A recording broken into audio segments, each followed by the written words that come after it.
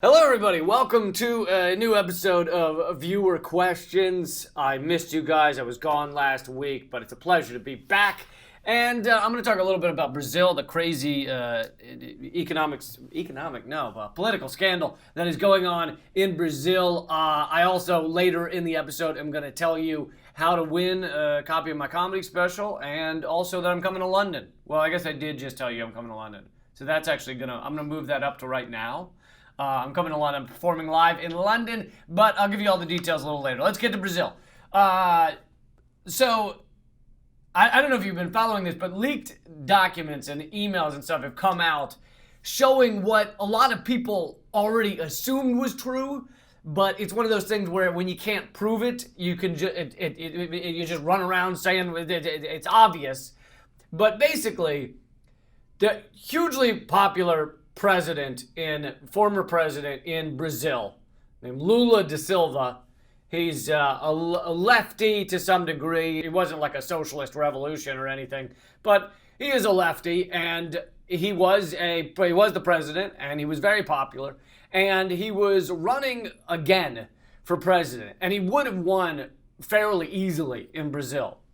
However, there was a prosecution charges brought against him for, taking a beach house as a reward for giving somebody a contract or whatever. The details don't really matter for right now.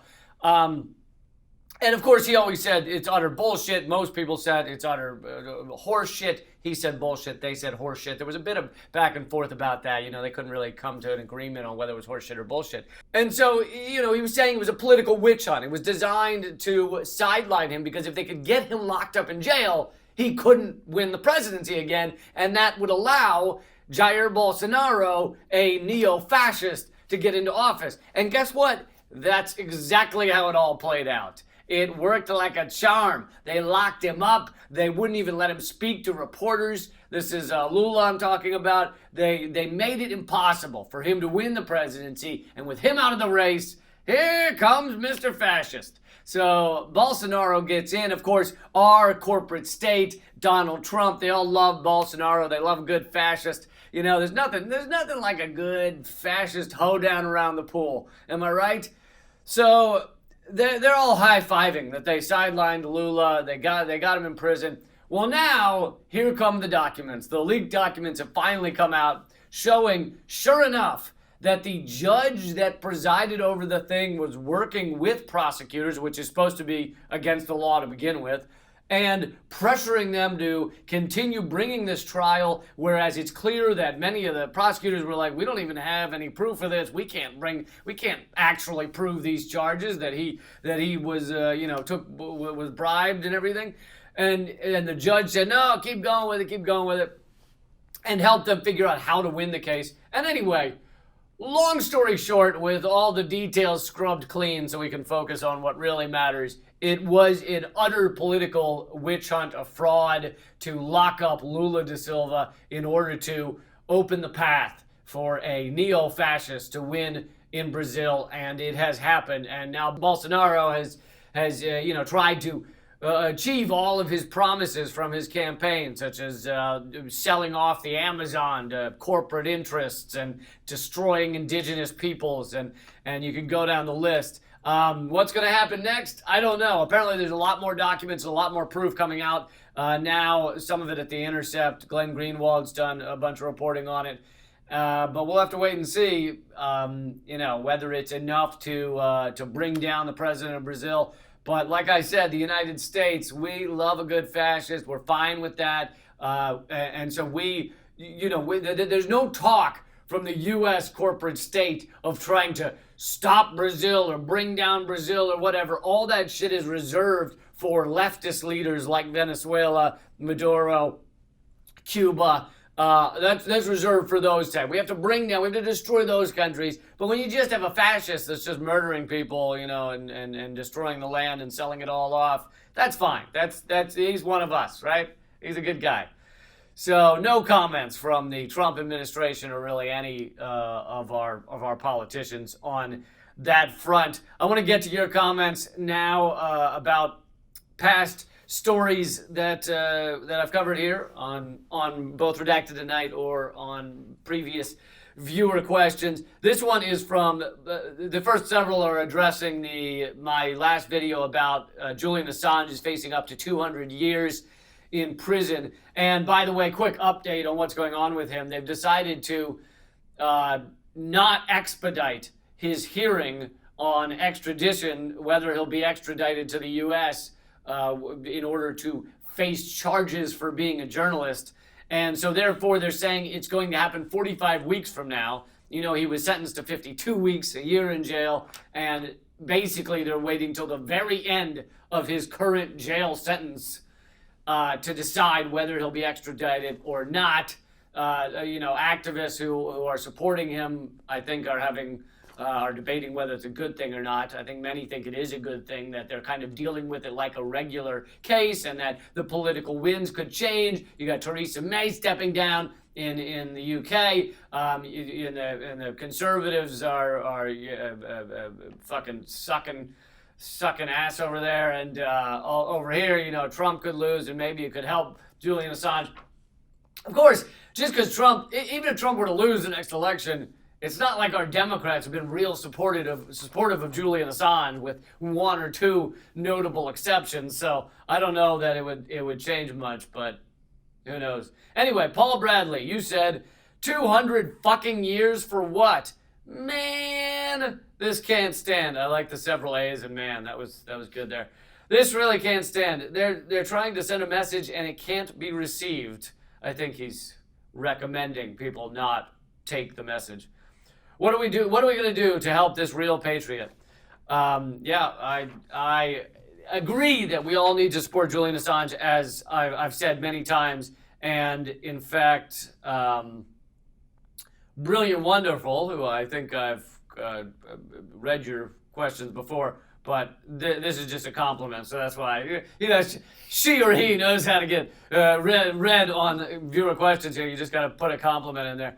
I'm kidding, of course. All right, these are chosen by random, by a robot. It's the little bird that drinks the water. That's what picks the questions. We slide the questions underneath, whatever one the bird touches on. Those are the ones we read.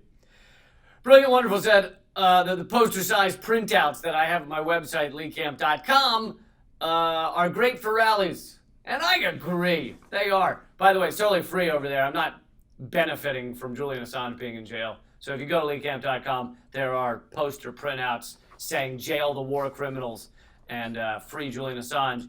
And you can go print those out if you like. Peter Jansen says, a relevant fact which Lee Camp left out. How dare he? Fire Lee Camp! He left out a fact. Relevant fact that I left out.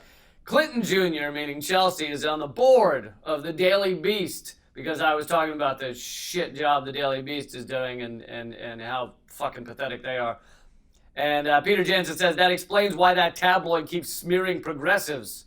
And yeah, it's not just Chelsea, obviously. The Daily Beast is filled with fucking dumpster fire hack jobs.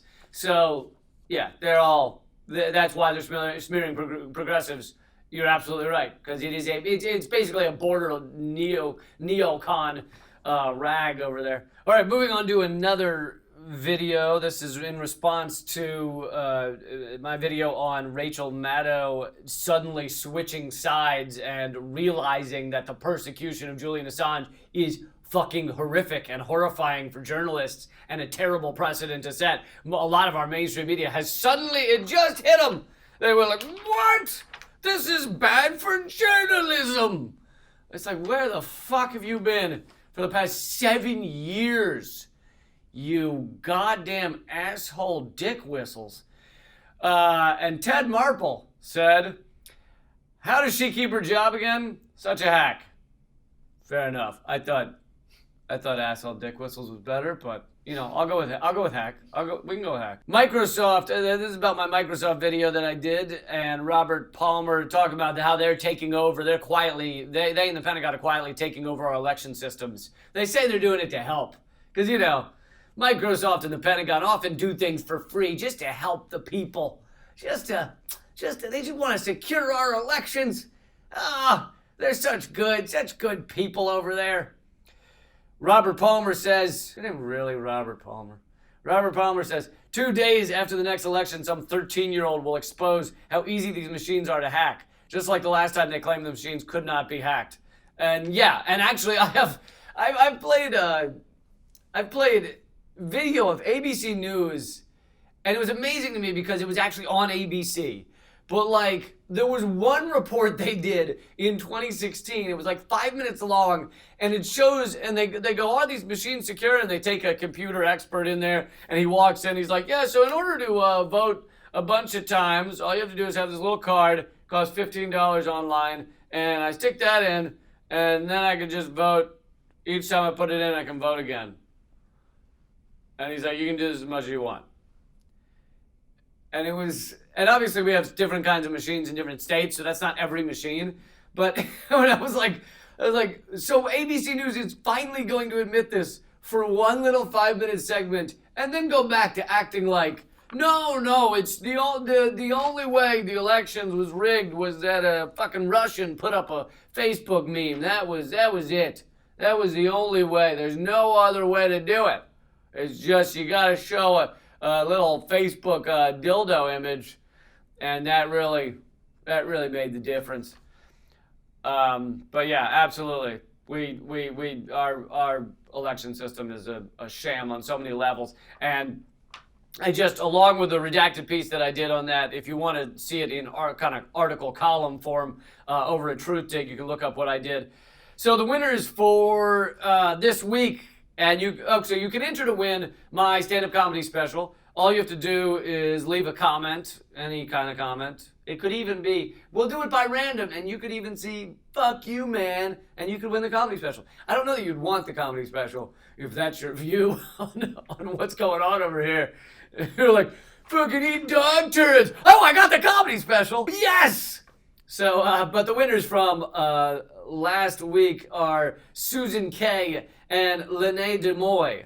And in order to get your winnings of my stand-up comedy special, just email leecampledger@protonmail.com. Also, the stand-up comedy special, you can grab it yourself if you don't want to wait to see if you win. Just go to leecampcomedyspecial.com. You can watch the first 10 minutes for free and then decide if you want the whole thing.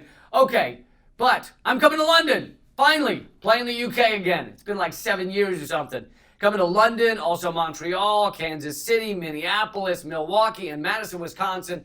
And you can vote for your own cities to be added. If you're not in one of those, it's all at leecamp.com. Click the schedule tab, and you can see all of those cities. London will be August 18th, and Eleanor Goldfield will be opening the show. It's going to be incredible. If you're anywhere in, I'd say, London or the UK or Ireland or Europe, you should come, or Russia, you should come to the show in London, because that's the only place I'm going to be.